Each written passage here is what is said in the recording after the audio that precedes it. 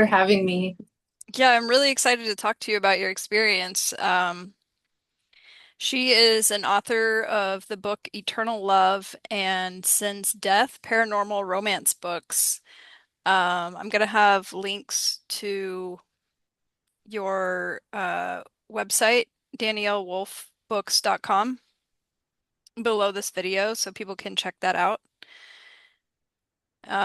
First of all, thank you for being brave enough to speak out about an experience that has shaped your life and may not have been like the best experience while it's happening, but it's something that you've learned and grown from, and now you're able to help other people by talking about it. So that's a positive thing. Um,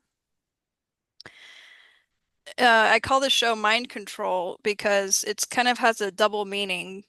In these groups, a lot of times people seek to control other people's minds, thoughts, actions, etc.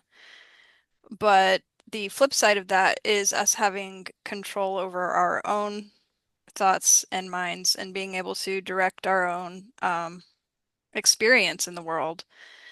So we'll just start sort of with background and your childhood experience with religion. Um, because I find that a lot of times experiences that we have in our childhood can the experiences that we have with religion in our childhood can shape what our spirituality and religion is into our adulthood. Um, so do you care to share what religion your parents were, if any? So both of my parents consider themselves Christian. I consider myself a Christian as well, but probably not to the same uh, belief system as most or widely accepted Christianity. Um, I would say that I did find a lot of comfort in the thought of Jesus and God growing up. And we very much went to church. We attended church. My mom was a children's pastor, and then she was also a missionary before she had kids, and then has done mission work, as we got older and flew out of the nest. But she or I always found like the um, the thought of going to church as hard for me because I kind of didn't feel like it was very authentic a lot of times. And I felt I was very much out of place. I was very much an oddball in church, especially youth group, when I was a teenager.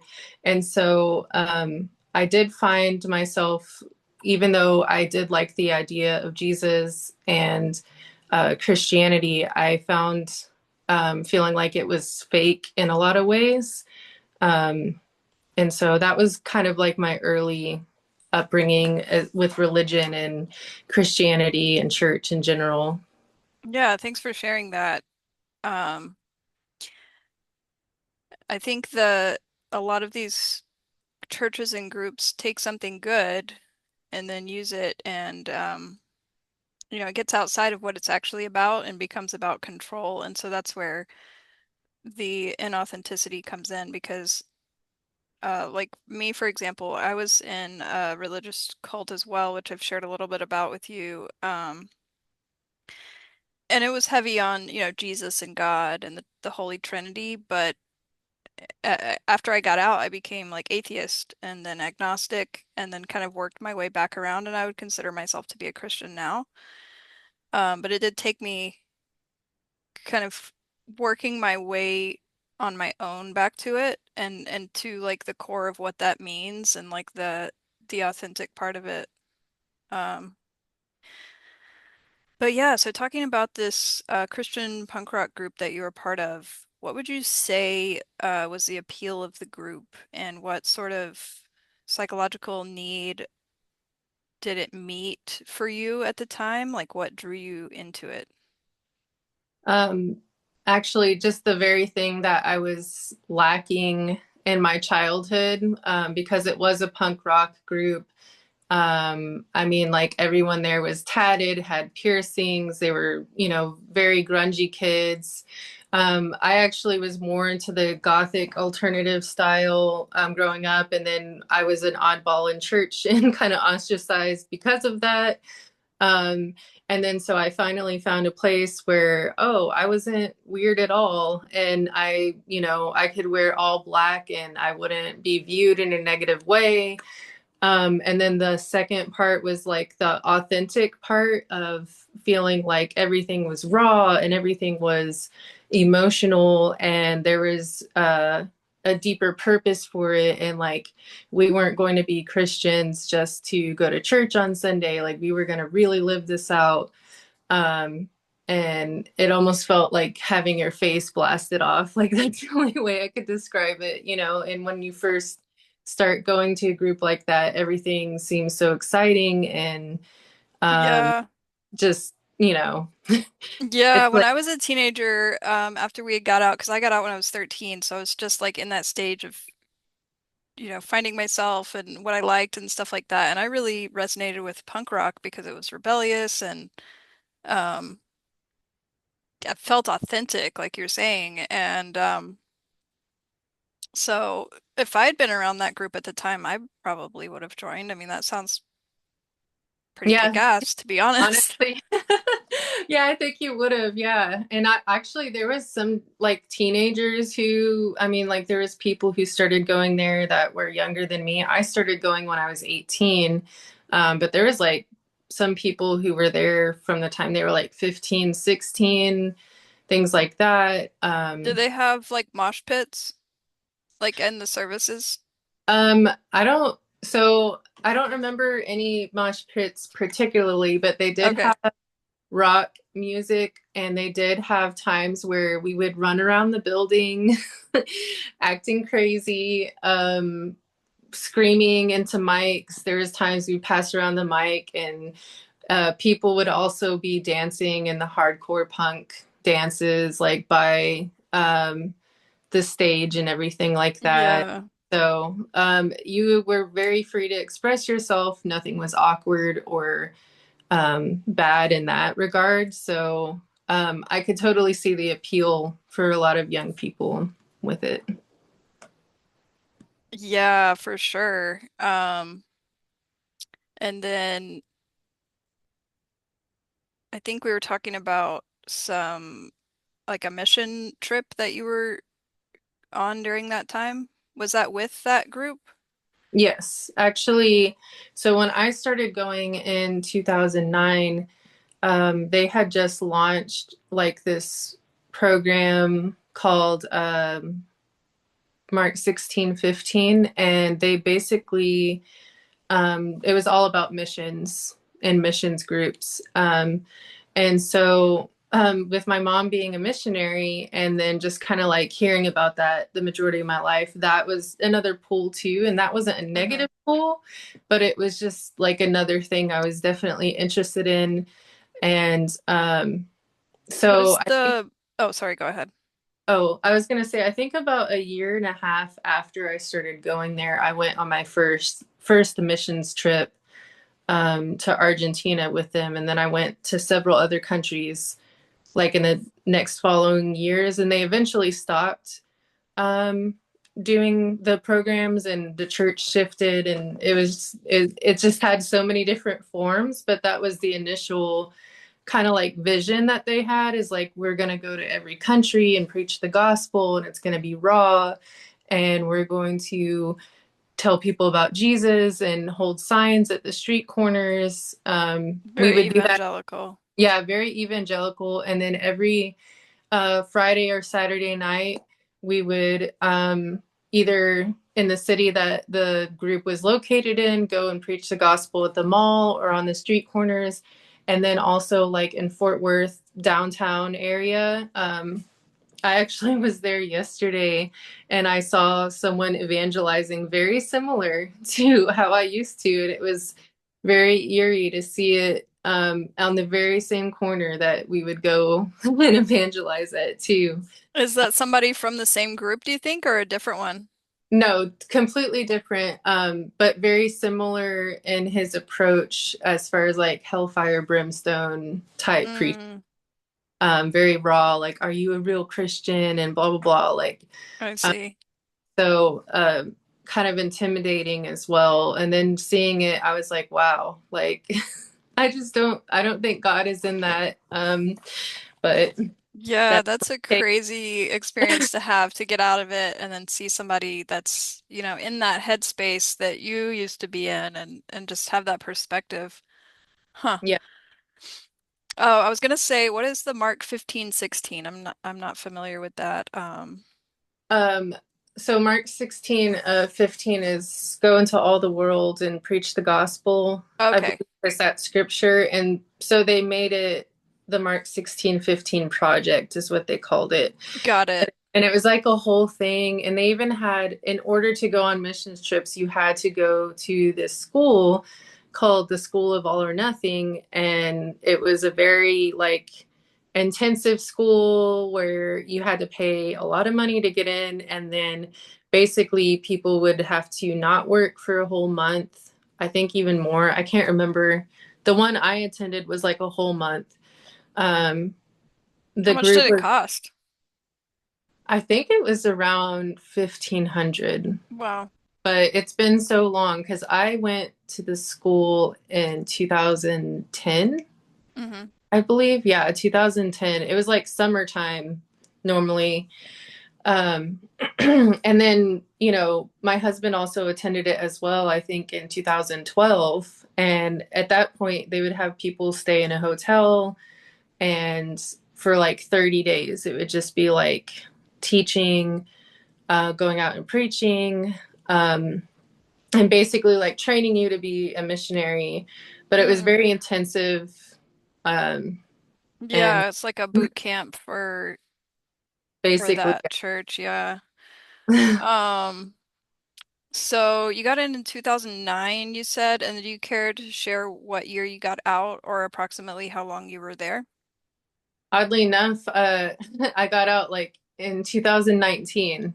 I So like started, a full decade. yeah, basically, I started going there August of 2009, and then I left officially March of 2019.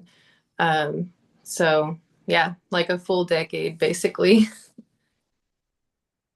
Um, was there something that happened that you were like,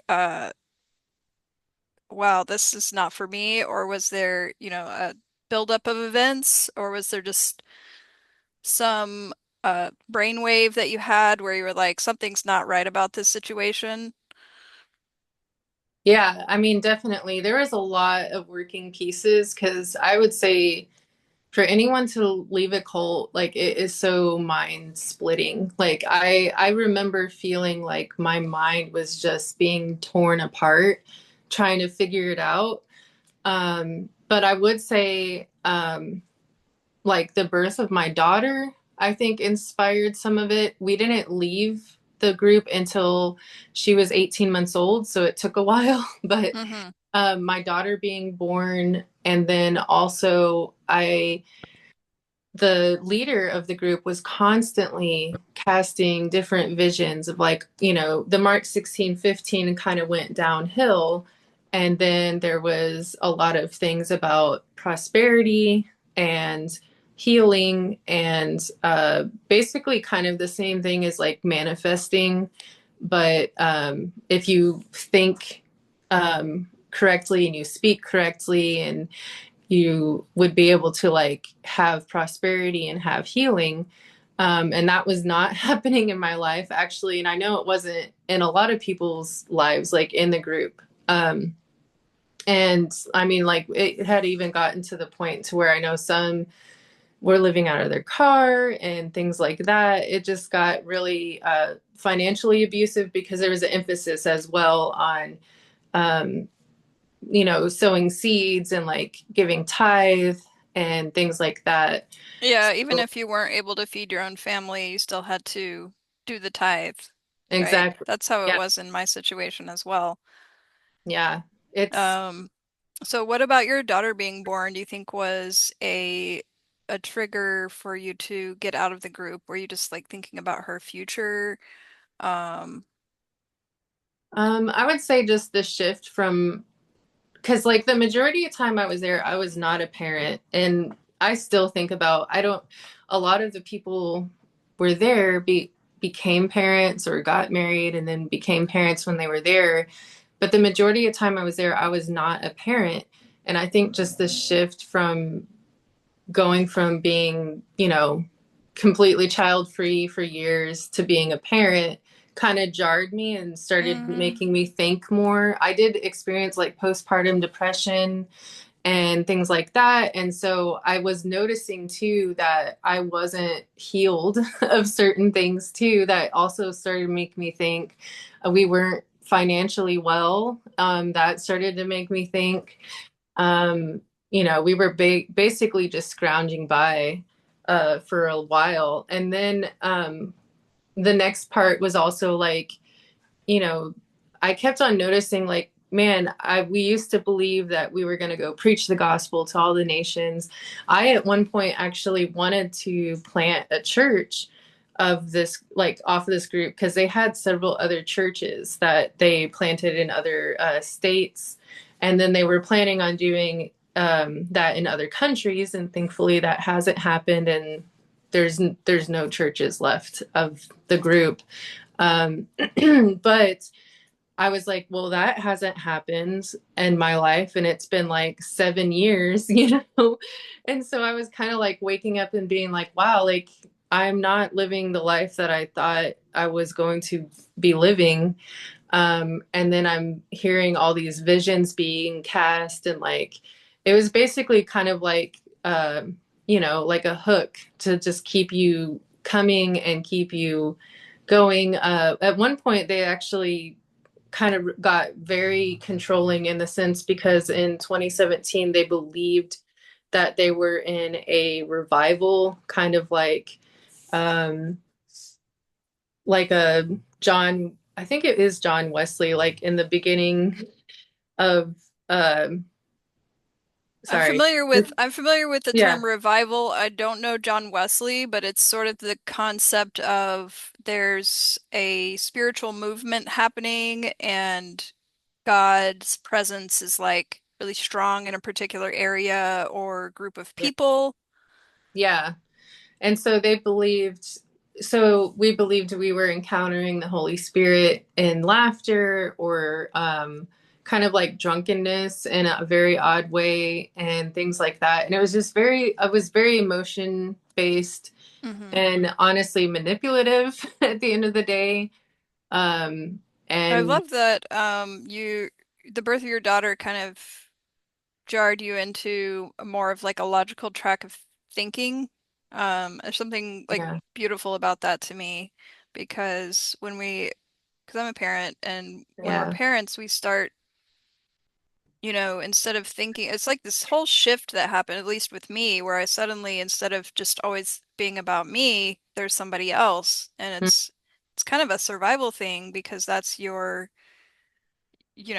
kid, so you want to do everything you can for them. So it kind of like makes you just switch into this whole new part of your brain where you're thinking about, them and what's best for them and not necessarily like, I mean, I know for me, I can't speak for anyone else, but I probably will um do anything and like probably treat my kid a lot better than I would myself. So it's like, well, I might put up with all this stuff. It's like for my kid, I'm like, no, no way.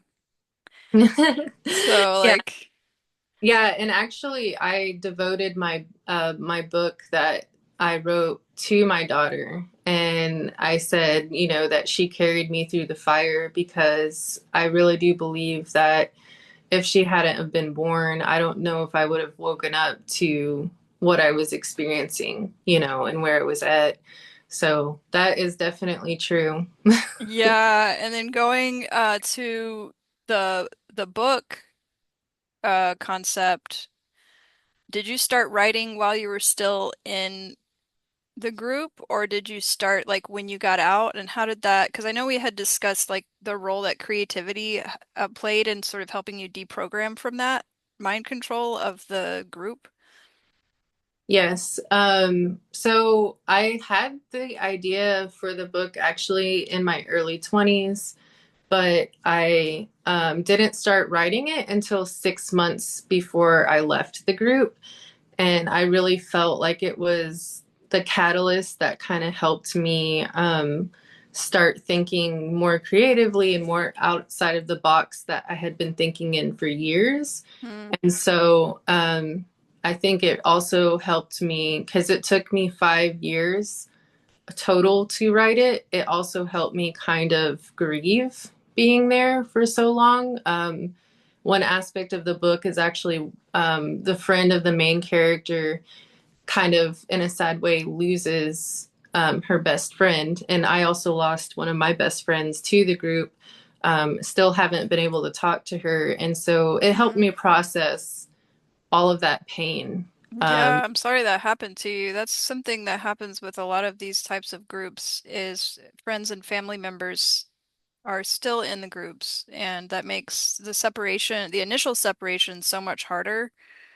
But then there's the ongoing grief of not being able to talk to people. Sometimes there's shunning and that type of thing that happens, or somebody just won't speak to you, or if they do, they don't understand, and it's this schism that happens, and it destroys relationships. Yeah.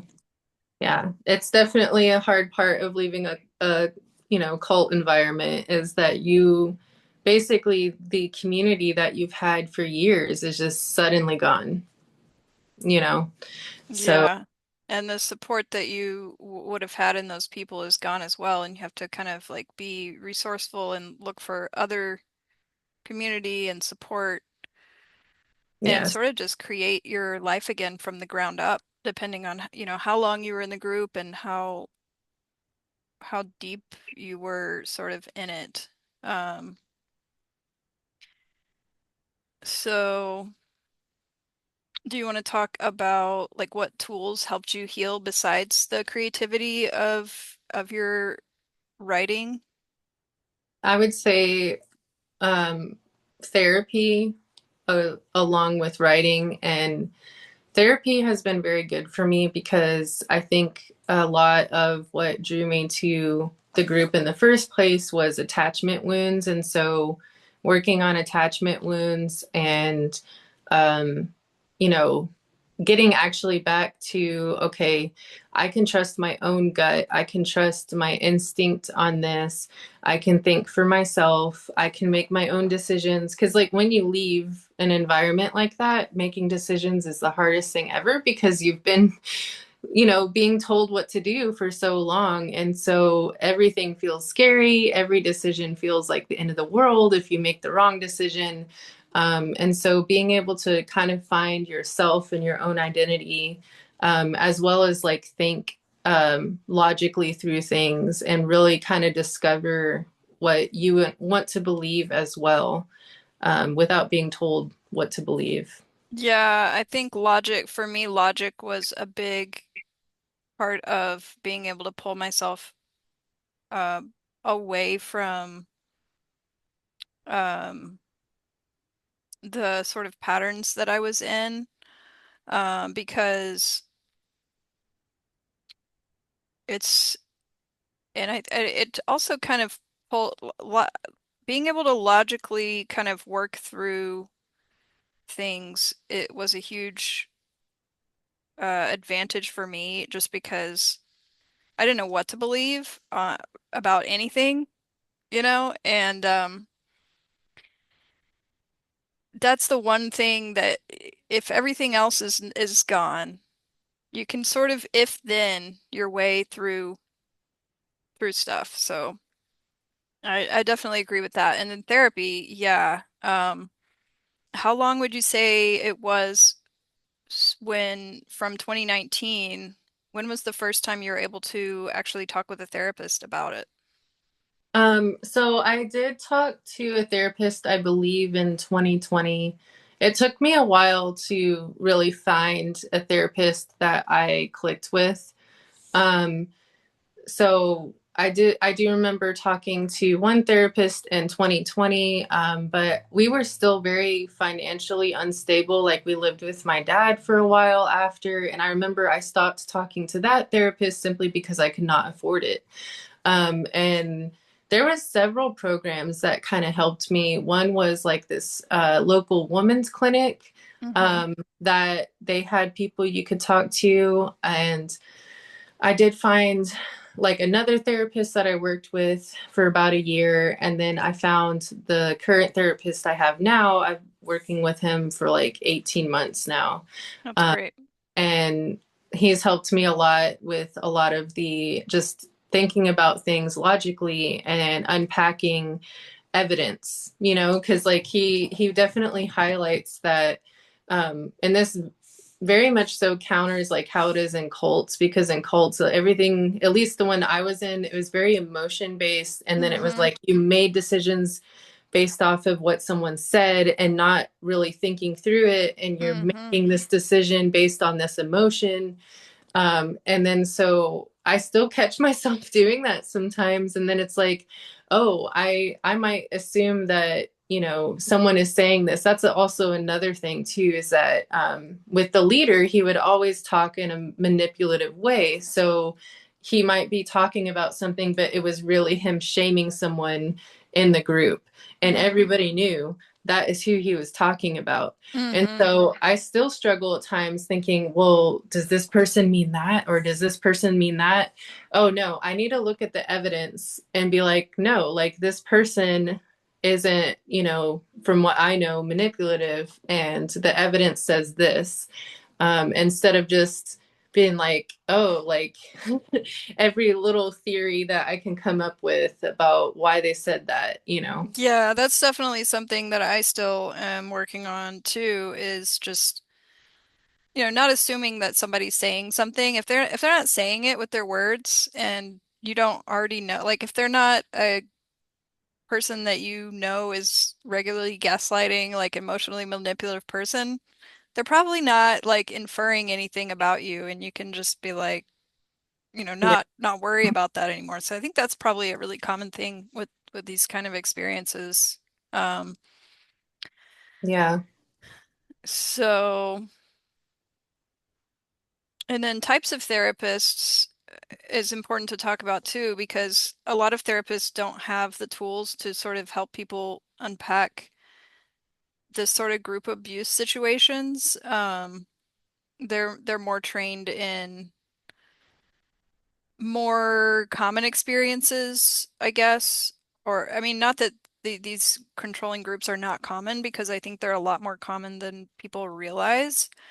Because they can even be present in like a family dynamic, um, or even in a relationship between two people in the case of like a narcissistic relationship. Yeah. So, just being like really open with your therapist and talking with them about exactly what's happened can help them to help you. And so that's something that everybody who's, maybe questioning themselves or second guessing themselves, like go talk to somebody, whether it's, whoever you can see, because financially, or financial considerations can be a roadblock to seeing a therapist. That's something I was talking with me too, and we were talking about um the, like different kinds of therapists that we've seen, and how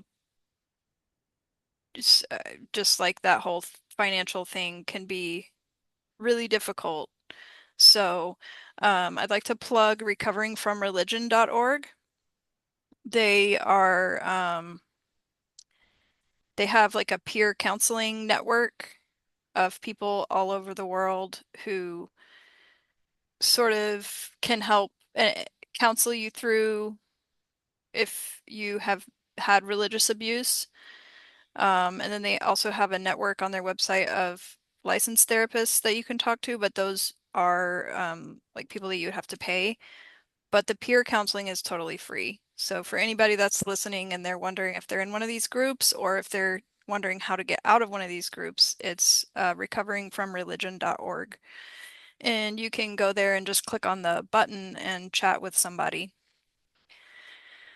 Um, so moving forward, what can you share about your own religious or spiritual beliefs now? I know you said that you consider yourself to be a Christian now. Um, how does that look like in your day-to-day life? Do you find that you have a church that you go to, or do you not go to a church and you sort of do your own thing? How does that look? So I loosely go to church. My children attend church. For me, there is one place that I would consider my home church, in a sense, but I literally have no pressure on myself to go every single Sunday. And I kind of leave it up to, okay, am I well rested? Are my kids feeling good? And even if it means like I attend a lot less, which I mean, that is the reality I'm in right now. I have younger kids. But I've been prioritizing rest over, how many times I go to church a week or anything like that. And so, because that was not something that I did at all in my early 20s. So, um, I've found a lot of healing in that, and also not feeling like I have to rush to church and, oh, people are going to think anything about that. I Mm-hmm. have felt like I've found more connection with God outside of church than inside church in many ways. And I mean, through music, through writing, through art, through nature. I love going outside. I love going to the botanic gardens, and I feel more connected to God in those spaces, honestly, than I do in church the Mm-hmm. majority of the time. So, That's um, beautiful. I love that so much. Feel the same way. Nature is my church. And yeah, I think a lot of people feel that way. I think so. And I mean, if God created it, um, it makes sense that we could worship Him in it. So, Absolutely. Yeah. And it is important to have community connection, whether that's through spiritual or religious avenues or not. Um, so I feel like that's really positive that you have a group that you're going to. You don't feel pressured to go to it. You can, go as you please. Nobody there is telling you to be guilty when you're not there or whatever. So that's amazing. yeah, and thankfully the pastor there, I connected with him from the beginning, letting him know my experience with church. And so thankfully, he's never pressured me or my husband to be there every Sunday. So that's been a good experience and something I needed, honestly. That's amazing. Yeah, I think that in order to heal from group abuse situations, the only way really is to put yourself into healthy group situations. At least that's been the case for me. Um, but yeah, we're gonna go over Dr. Robert J. Lifton's 8 criteria for thought reform and see how the group that you were in measures up to those just briefly because they are pretty detailed, but we'll just run through them.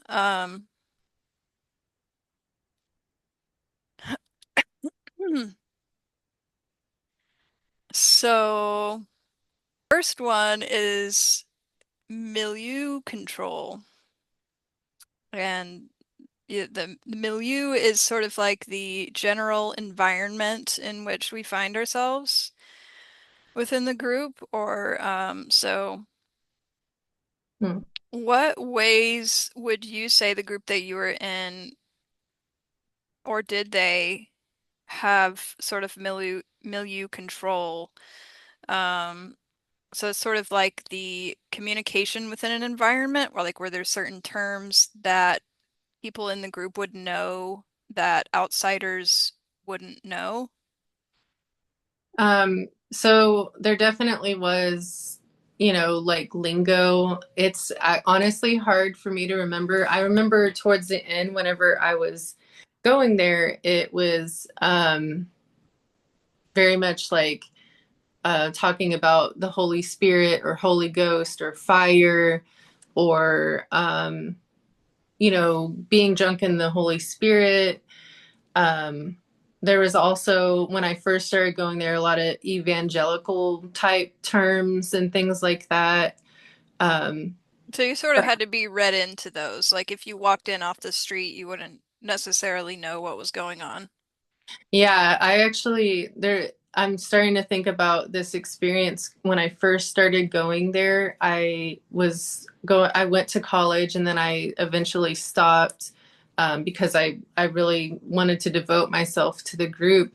And I remember running into one of my old professors there and her just walking in and being like, "What is this?" And I mean, that happened so many times where people would come in and it's like it would take people off guard because there's so many different phrases and things that were done or said that it's like unless you had been there for a while you wouldn't really know. So Yeah, so that sounds like there was definitely milieu control in that group. Would you say that the the sort of communication that the group leader and others within the group, um, would you say that they were attempting to control your internal dialogue? Or because this second one it says, if the control is extremely intense, it becomes internalized control, an attempt to manage an individual's inner communication. oh yes, I actually distinctly I remember the leader talking about making decisions, like even day-to-day decisions, and like, well, if the Holy Spirit tells you to turn left, you need to turn left. If that God is going to direct you on every single decision on your life, like, even So then apples throughout and your day, you would have instances where you'd be doing something, you probably would have that leader's voice or words sort of in your head, Mhm. and then base your decisions and behavior off of what you were, internalizing from Yeah. his, yeah, And, yeah. and from the sermons as well, I know many people made decisions based off of like, oh, I heard this in the sermon, or I heard this, or the leader said we need to do this in this situation, and so that's what we need to do. There is definitely that. Yeah. Um, what would you say about contr the next one's control over all a person sees, hears, reads, writes?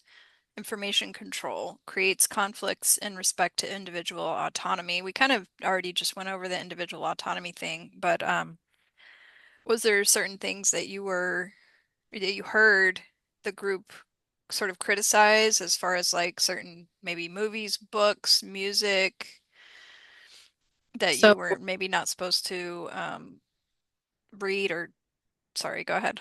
oh no, it's okay.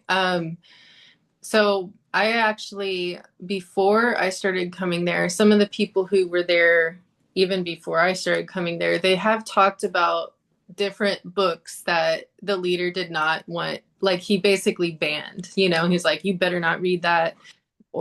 And from my understanding, like he would direct people to not listen to certain Christian groups or churches and things like that. Mm, There definitely was an emphasis on not listening to secular music, and then also social media was discouraged a lot. Like I remember I got off social media for several years when I was there, and so even within the group we kind of weren't completely connected because it was almost like we were all isolated in the group and then also isolated from the world, and then in some instances we became isolated from our family. Like I actually became estranged from my mom for about 2 years while I was there. So there was definitely a lot of control as far as what we were reading, thinking about. And then when things got worse later in the group, there was definitely criticism and control. Like if you were to listen to or read into, like an article that spoke badly about the group, like you were not following what the Holy Spirit would want you to do, you know? I And so, see. Yeah, that definitely sounds like that was pretty heavy in the information control. Um yeah, and then just going down the further explanation for milieu control, it's talking about group process, isolation from other people, psychological pressure, geographical distance or unavailable transportation, sometimes physical pressure. It sounds like definitely the isolation part of that was there and psychological pressure. Um, and then earlier we were discussing the what was it, Matthew's 15:16 and the evangelical type of groups. And the next on the list is sequences of events such as seminars, lectures, group encounters, which become increasingly intense and increasingly isolated, making it extremely difficult physically and psychologically for one to leave.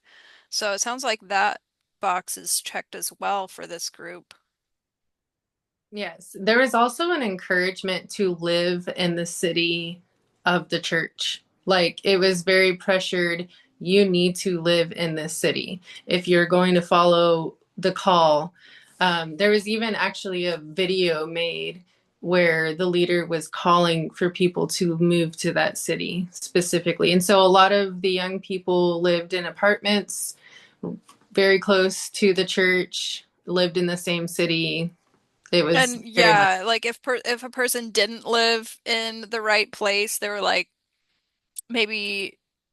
maybe not like overtly, but sort of mhm. Yeah, maybe like they were seen as like not as spiritual. valid or yeah, not as much part of the group until they moved and then they probably were like, "Oh, well now, Yeah. yeah." That's how it was at Homestead Heritage. They had like a big piece of land sort of like outside of Waco and um it's called the land. Wow. But there was only like certain people that lived there who sort of had the money to invest in that property. And my family always lived like outside in Waco and in like sort of the poorer part of town. And so yeah, we were never fully like part of the group. So I understand exactly what you're talking about. It's Um, interesting how a lot of the groups do the same thing. yep. It says he sets up a sense of antagonism with the outside world, the us against them. So that's part of Yeah, the I would definitely say I saw that we saw that in many ways. Like in the beginning, I saw that it was like, oh, like there's those Christians and then there's us, and like we're really doing the stuff, and then we're really following the Bible and we're really pursuing God. And we're not like regular church. And then later on, it became more political and the us versus them mentality as well, unfortunately. political, as in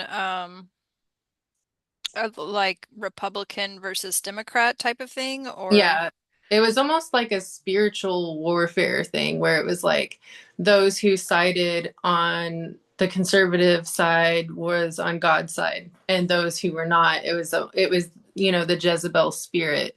And so it was like a warfare thing. And if you had any agreement with a certain political party that wasn't with this one leader, this one person, I mean, you were not following God or you were siding with the devil and the Jezebel spirit. So it was a very yeah.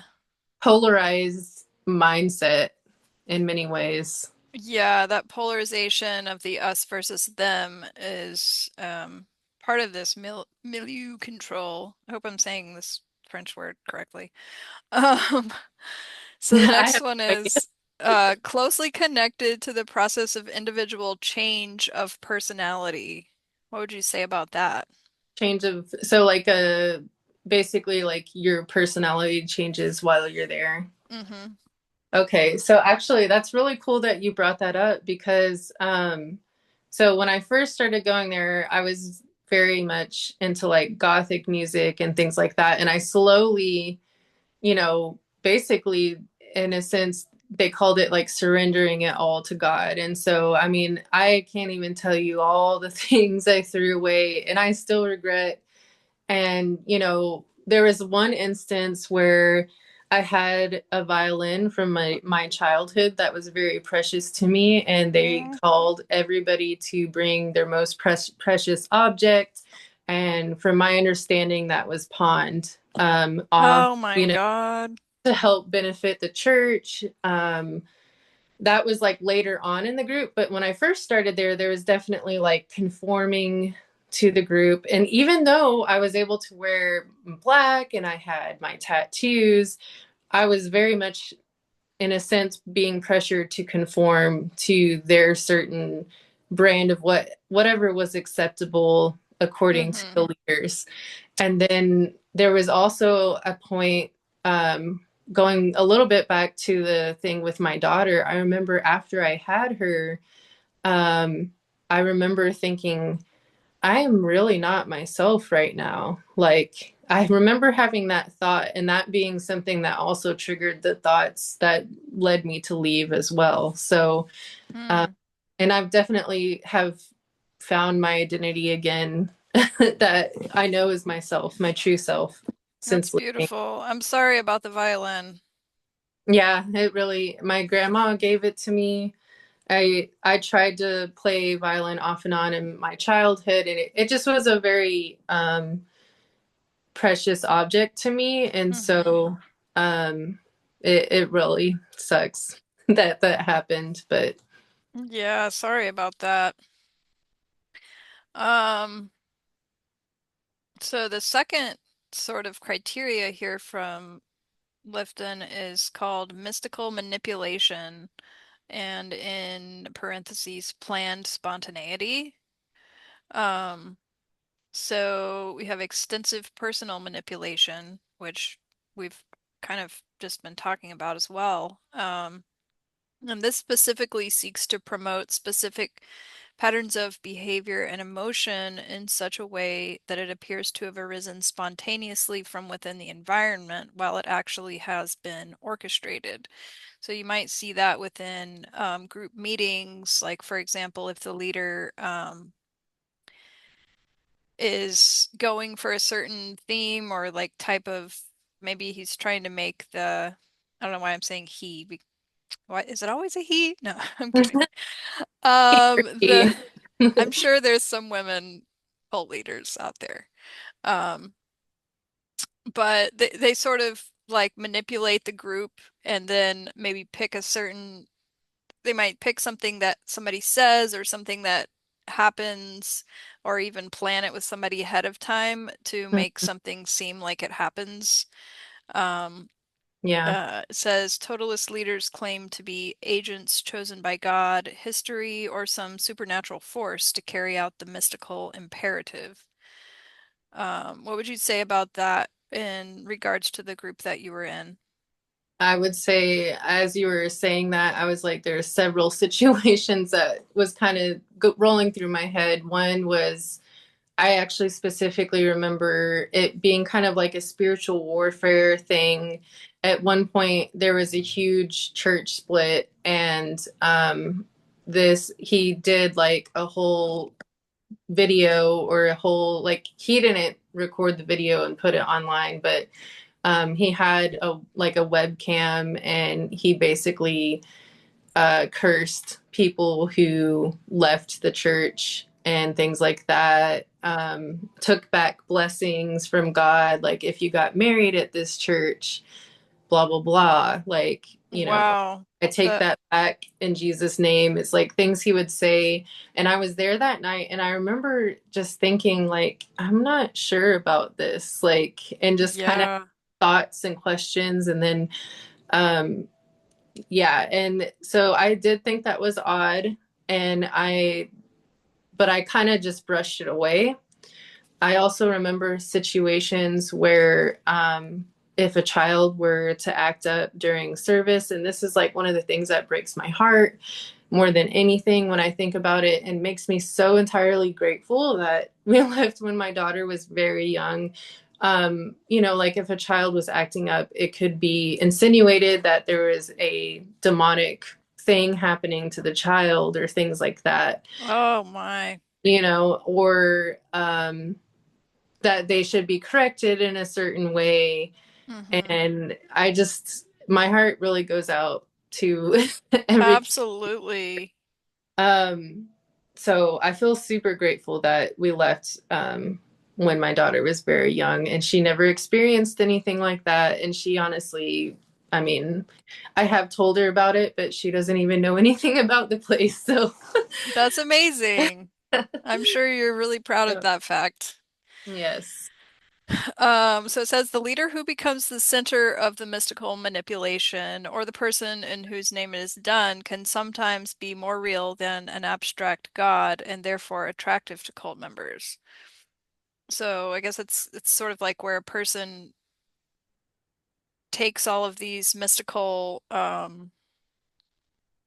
I don't know, like concepts and imbues themselves with it. Like I remember the group that I was in, there was like the one guy that had started it, Blair Adams, and he's since passed away, I think in 2020, but he was basically the one out of everybody that God was able to talk to.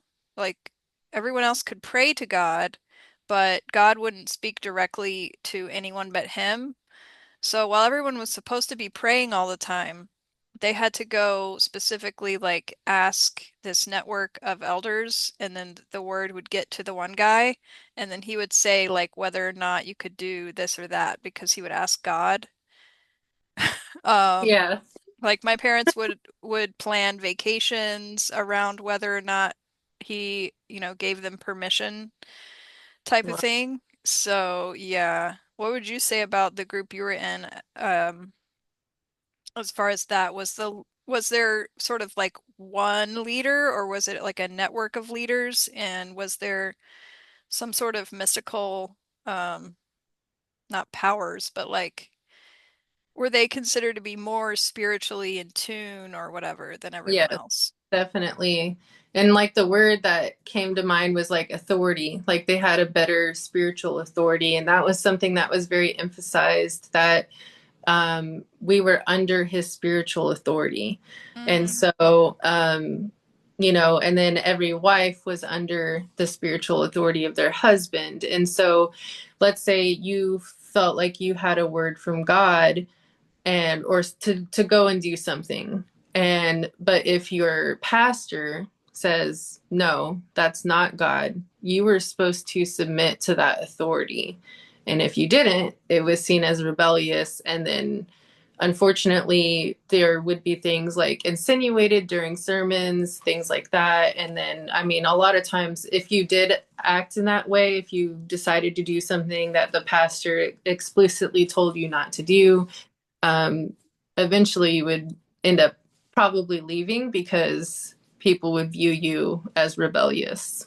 So, yeah, that sounds really familiar to me as well. I think a lot of these religious groups use that and specifically the sort of patriarchal thing. I think a certain kind of men find these groups to be very attractive because it sort of gives them this absolute control over the women in their lives. So that leads us right into the demand for purity, which I find is often, or at least in my case, in my experience talking with other people, a lot of that is sort of unfairly put onto women. Women are supposed to be like very pure type of idea. yeah, So it says the world becomes sharply divided into the pure and the impure, the absolutely good and the absolutely evil. One must continually change or conform to the group norm. Tendencies towards guilt and shame are used as emotional levers for the group's controlling and manipulative influences. So there's not a lot of logic within that kind of thinking because it's a very um like you said, polarized point of view where it's, because the real world honestly is very nuanced. And when you're logically thinking through things, you can see like the all the different influences that cause things to be this way or that way. And then, what would you say about this sort of idea about um well, we actually have already sort of discussed the way that the group leader used guilt and shame and sort of like indirectly calling people out during sermons type of thing. Um, what was your experience with this sort of radical separation of like uh pure and impure within that environment? I mean, definitely with who you talk to, even would be so if someone left the church environment or someone spoke out against it, I mean, you would basically kind of be viewed as bad if you were to continue listening to that person. There was also I do say that there was an emphasis on women, um, definitely on submission, and I can kind of see that being like a purity culture type thing. Like the particular group I was in wasn't very heavy on like purity culture type stuff, but there was a emphasis on separating ourselves from the world, not Hmm. um, being influenced by the world, or even family members. There was a huge influence, like, oh, don't let your mom or your dad tell you um, what to do, like, and things like that. And so separating yourself definitely was an aspect of it. Was there any sort of like within the sermons, was there a sort of time that was set aside to do like a confession type thing, or was that not a part of this particular group? So I had heard from previous members that before I started attending, there was one service that a lot of people, I believe, went on stage and they would confess their sins. I was never there for that. Thankfully, I would have been Yeah. horrified.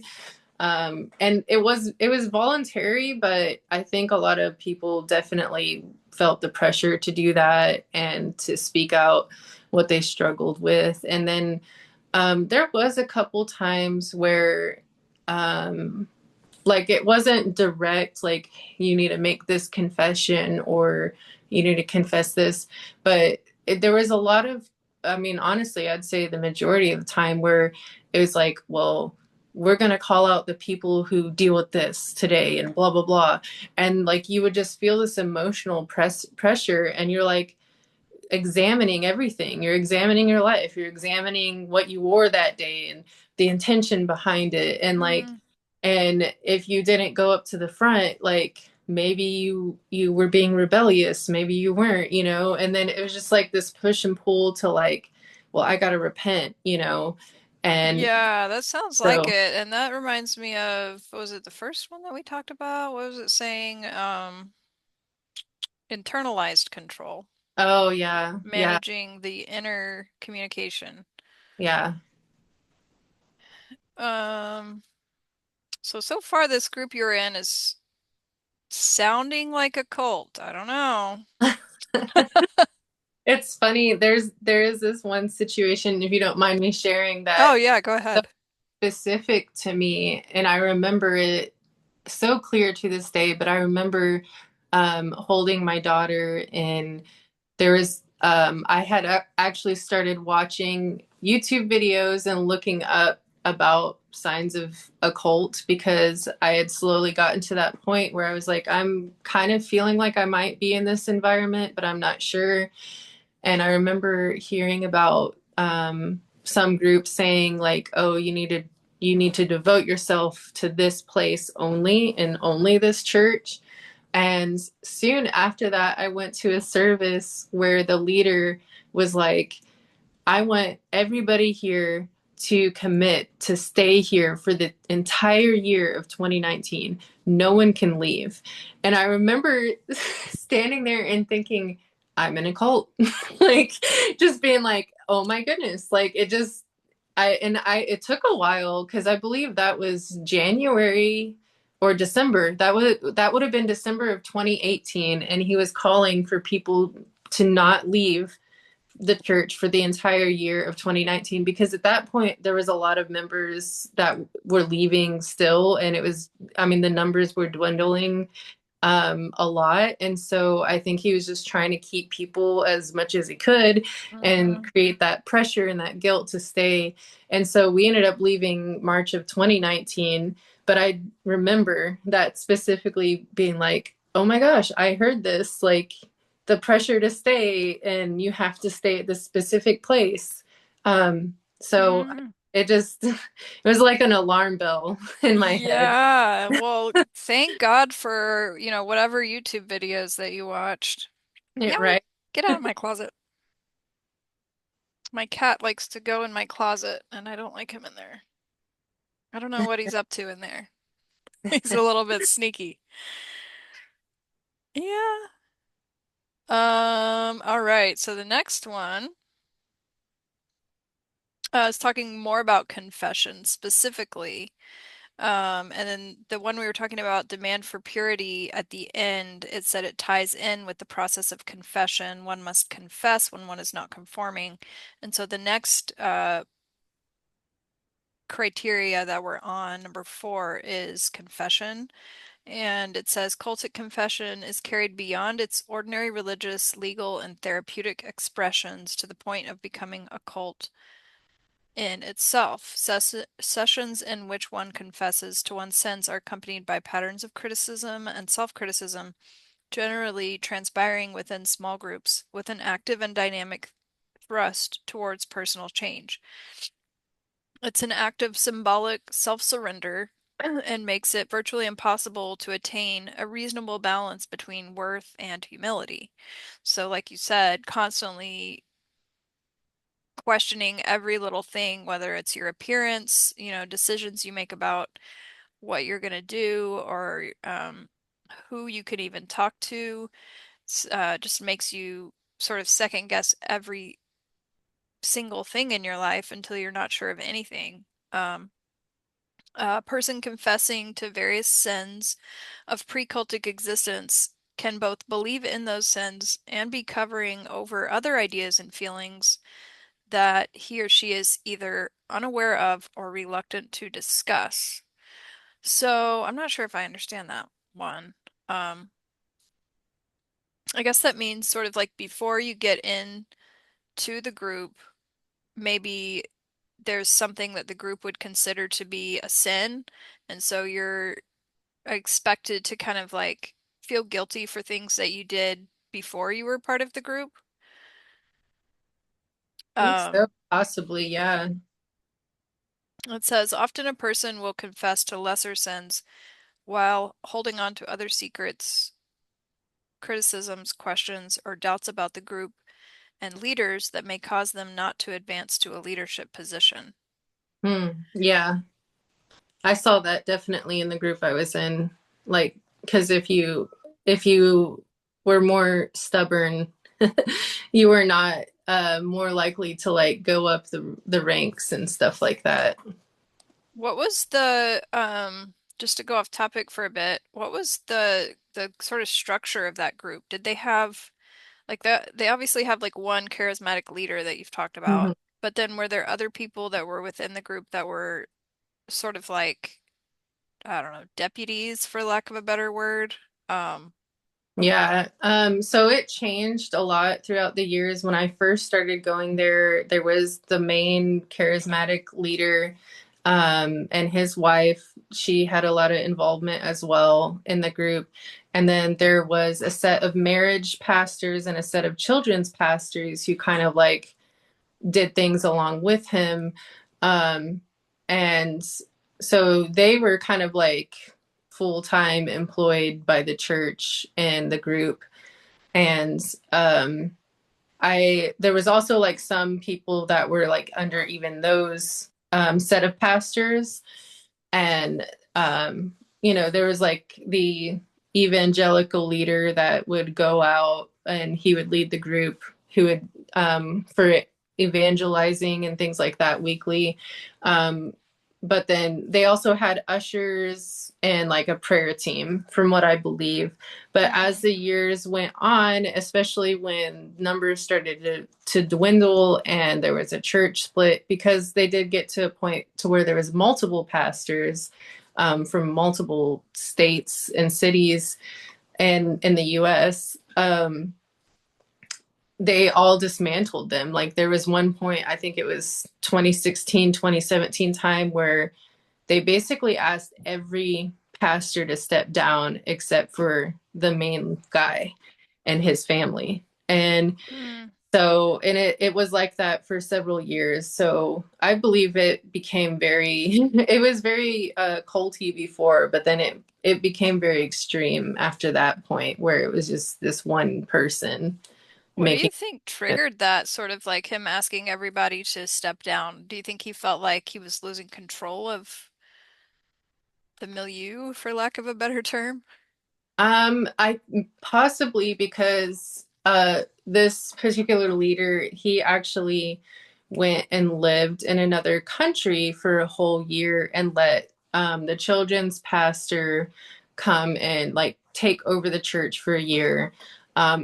From my understanding, I think that they were trying to kind of basically do a thing where they wanted to plant a church or do a mission in another country, but when they came back, I think there was conflict between him and the children's pastor, because basically um, he he asked several of the pastors to step down, but there was this whole accusation on the children's pastor that his wife was the Jezebel and brought in the Jezebel spirit and all of these things. And then it was like this huge thing about Jezebel spirit and how we must rid ourselves of things like that or people like that. And so Yeah, so who it knows was, what it was actually about, right?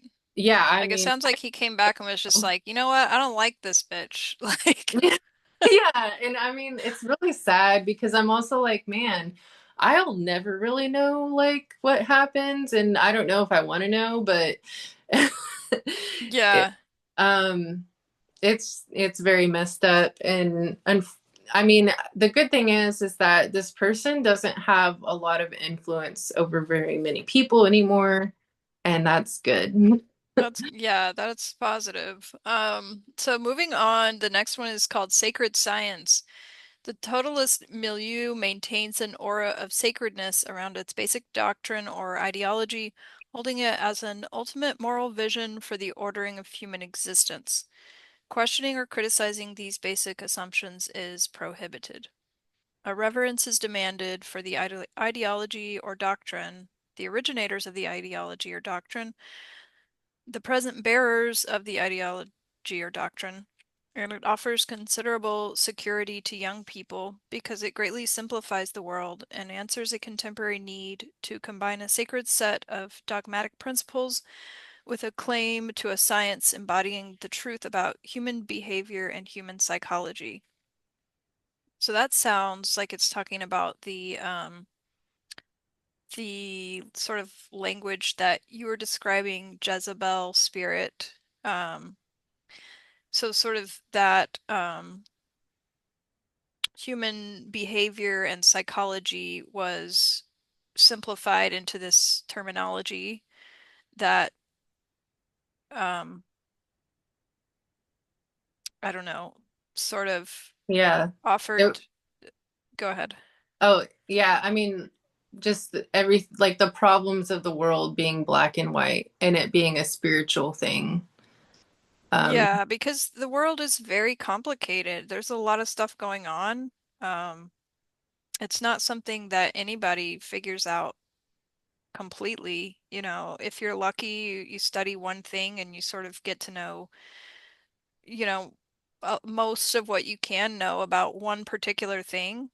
And that's if you study like, I don't know, let's say you get a doctorate in a certain subject. and you focus on that one thing your whole life, you might be considered to be like a reasonable expert in that one thing. But like the world is so vast and there's so much going on that it's like there's actually no way that one person can know about everything. And so that's why these groups are so appealing to young people is because when you're young, you're trying to figure it all out and it's confusing, especially if maybe you had a bit of a confusing upbringing. And so when you see somebody that's like, well, you know what? I figured it out and I can tell you exactly what it is. It's very attractive because it's like, well, dang, well, maybe then I don't have to figure it all out myself, you know? Hmm. Yeah, exactly. And then it's like, well, this is the solution to the problem, and we have it. And then so you feel kind of special in a sense too. So, uh, Exactly. yeah. And then the next one we're on number 6 is called Loading the Language. So the language of the totalist environment is characterized by the thought terminating cliche or thought stoppers. So I think what that is saying is kind of like a term that would make you stop logically thinking through something. Not entirely sure what he's saying here when he says thought stoppers. Um, it says repetitiously centered on all-encompassing jargon, the language of non-thought. So I think what he's saying here is non-logical language and thinking, or at least that's how I would interpret it. It says words are given new meanings. The outside world does not use the words or phrases in the same way. It becomes a group word or phrase. How would you say that lines up with the group you were in? I actually remember reading through the document you shared with me with this, and I specifically thought of this instance where the leader was saying, "Don't think, just drink," or like, just accept the Holy Spirit, just don't think about it. And so there was a lot of like little catchy phrases like that. There was speaking in tongues, and there was just simple things that I think would cause people to just switch off thinking about what they were doing and just go based off of the emotions or what the leader was saying. That's really interesting that they this group went directly from they didn't even use like specialized language to make you not think. They just went straight to it and they're like, just don't think. They just told Yeah, you straight up, like, this was don't ex- worry. this was actually the extreme part because I remember this was like closer to whenever I was starting to see things too. So this was definitely in the extreme phase that they were in, where there was a lot of control. I see. All right, so moving on. The next one's called Doctrine over Person. Um, and he says every issue in one's life can be reduced to a single set of principles that have an inner coherence to the point that one can claim the experience of truth and feel it. The pattern of doctrine over person occurs when there is a conflict between what one feels oneself experiencing and what the doctrine or ideology says one should experience. If one questions the beliefs of the group or the leaders of the group, one is made to feel that there's something inherently wrong with them to even question. It is always turned around on them, and the questioner or criticizer is questioned rather than the questions answered directly. The underlying assumption is that the doctrine or ideology is ultimately more valid, true, and real than any aspect of actual human character or human experience, and one must subject one's experience to that truth. So that's that sort of doctrine over experience, I think. Well, he's saying doctrine over person, but it's really the doctrine being more, it's like don't believe your lying eyes type of thing. Yeah. Um, it goes on to say the experience of contradiction can be immediately associated with guilt. One is made to feel that doubts are reflections of one's own evil, and when doubt arises, conflicts can become intense. How would you say that sort of doctrine over experience manifested itself in the group that you were in? So I would say particularly with the health teaching and then the wealth teaching, it's like, even though your bank account is overdraft, like you would say, no, I'm wealthy. And you weren't you was and essentially were just bound to be like, well, I can't say I'm struggling. And I do remember a specific time where when my daughter was born that I mean like we could have used food but we can't go to a food bank, we can't apply for WIC, things like that, because that would be admitting that you're struggling. And so Wow. that So did they specifically say that you shouldn't like apply for um human resources like, you know, they didn't specifically say, but I would say it would have been frowned upon. And then I do remember talking to one of the leaders about going to a cheaper grocery store, like Aldi, and they were like, "Oh yeah, I don't go there anymore because there's like a poverty spirit on it." And so oh wow. it's like just this insinuation of, if you do something like that, you're kind of like surrendering to poverty or surrendering to your sickness. Yeah, that's a particularly insidious type of thing because then you're constantly policing yourself in your own head, like, oh, am I doing this because of that spirit or whatever? Yeah. Um, It was wow. very confusing. And that wasn't there like at the beginning because like it went through different phases throughout the whole decade it was there. But that was probably from 2012, 2013 until I left. And I mean, they're still in the same type of thought and things. So, yeah. Hmm. So, now we're on number 8, which is our final one, and it's called Dispensing of Existence. Since the group has an absolute or totalist vision of truth, those who are not in the group are bound up in evil, are not enlightened, are not saved, and do not have the right to exist. So, in quotations, it says being versus nothingness. Impediments to legitimate being must be pushed away or destroyed. One outside the group may always receive their right of existence by joining the group. Um, Fear manipulation. If one leaves this group, one leaves God or loses their transformation, for something bad will happen to them. Hmm. The group is the elite. Outsiders are of the world, evil, enlightened, etc., or unenlightened, etc. Um, So it sounds like I don't even have to ask how that lines up. Yeah. You've Yes. throughout the last hour, we've talked about Yeah, all of this stuff, definitely. There's about that. how us versus them, the people who are outside of the group are not under the spirit of, the right way or whatever. Do you have more to say about that sort of concept in regards to the group that you were in? I would say from my own personal experience, and I'm not saying that everybody who left had this feeling, but for me, when I left and the state that we were in and just how confusing everything was, like I had this extreme fear of being in a car accident. Like if I didn't listen to the Holy Spirit and I turned a certain way and then something just terrible would happen. um, and I recognize now that that was just so much fear that I had because I was so used to questioning everything and trying to figure out if I was doing the right thing. And uh, Oddly enough, I actually ended up in a car accident in 2023, and that kind of like mentally jarred me a little bit. But then I did see like, oh, I was very protected, and everything turned out okay. Like it could have been way worse because it was like a highway accident.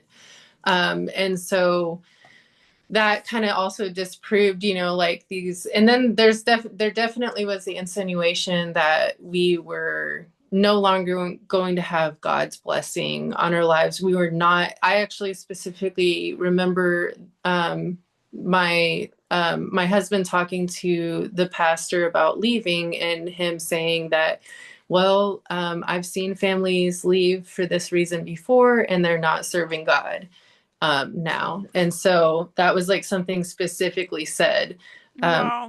my husband. So there was definitely not just the insinuation of that, but like the belief that you were not going to have God's blessing and there was almost like a curse on you or something. Wow, that is extreme psychological manipulation. I am so glad that you and your family got out of that and that you've healed and you're, you know, living your best life now because Yes. all of that stuff. I mean, we basically just went down this list and checked every single box. Yeah. Maybe one or two of them weren't like exactly Yeah. on, but overall the just the emotional and psychological manipulation, I think would definitely qualify this group that you were in as a cult according to these academic criteria.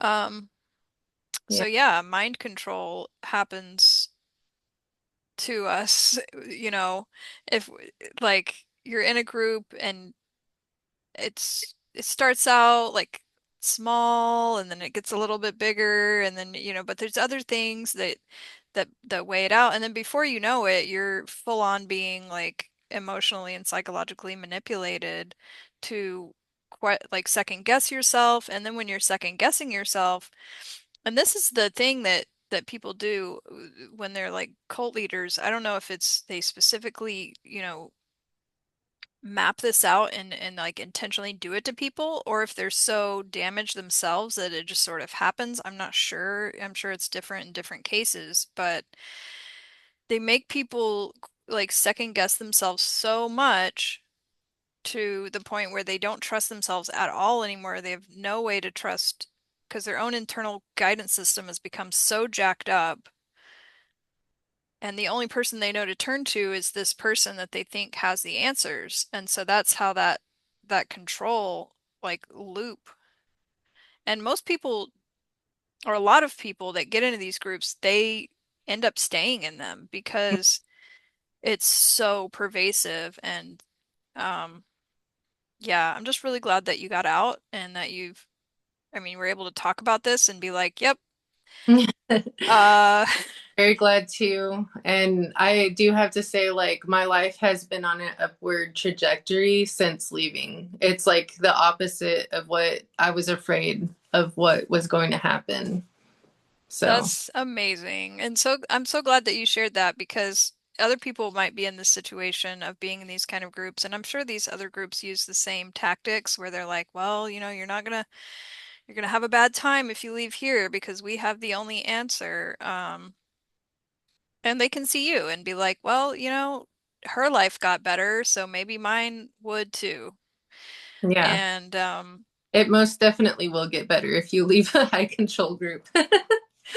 yeah, It if may you be can rough start at thinking first. for yourself, it's gonna get better.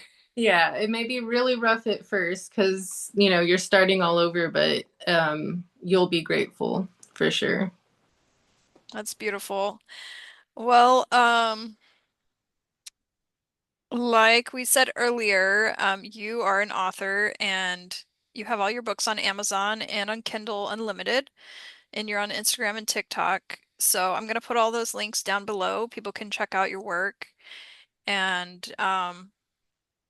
do you have anything you'd like to say to that group if anyone from that group was listening?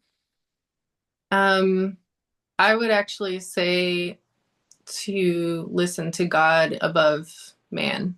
Um, that was one thing that was highlighted to me when I first started, preparing myself mentally to leave. And then that, you know, basically, like, where are you today? Is this where you were meant to be? Like, even physically, emotionally, financially. Um, Even if some of those things may look good, really question. what you're believing and why you believe it. Um, but I also would say that definitely, um, even the Bible talks about listening to God over man. And so a man who says, well, you have to listen to me in order to hear God is not right at all. That's directly contradicting um, that basic premise of spirituality, right? Yeah. And then is there something you'd like to say to people who may be in other controlling groups, or any tools or tips that you might want to share with them? Um, I would say that it does feel very scary, but especially if you're the one who sees it and other people aren't. Like for me, I saw it before my husband, and then as he prepared to leave, like he started to see it, thankfully, and that doesn't always happen, unfortunately, in a lot of groups. That I mean, you're brave if you decide to leave, and it will get better, even though it's very hard. And I would say definitely to try to look for local resources, like even if it's like a church or like I went to a women's clinic that it wasn't even for the situation I was in, but it was actually for adoption and unplanned pregnancy. But I talked to a lady there and told her about my situation, and she confirmed to me, like, yes, I think you're in a cult, you need to get out. And they helped me. So to just try to reach out to local resources, and also with the mental health aspect, to try to figure out something creative and fun that you can do to help you process how serious everything is, because I think that is also another aspect, is like you need to have fun in life, you need to be able to let loose every now and then. And so being creative in some aspects throughout, like whether it's music or art or writing, like myself, like you need to be able to enjoy your life and not take some everything so seriously, so that'll help you with your mental health. That's beautiful. Thank you so much for sharing that because I feel like that's probably the main thing that I still struggle with even to this day, is finding things that I actually enjoy doing. And yeah, if you can find something that brings you joy in life, do that. Yeah, Um, definitely. well, was there anything else you wanted to cap it off with? um you're more than welcome to subscribe to the Mind Control channel. I'm Oh, excited thank you. to see, I'm excited to see what other videos and interviews are going to come out. And then, um, I'm sure like you would totally be open to anyone messaging you if they felt like this video like resonated with them as well. So, Yes, thank you for saying that. Yep, what she said. Well, thank you so much for coming on. I really appreciate your bravery. I admire your courage in getting out of that situation and protecting your family and yourself and your sanity and building this beautiful life for yourself.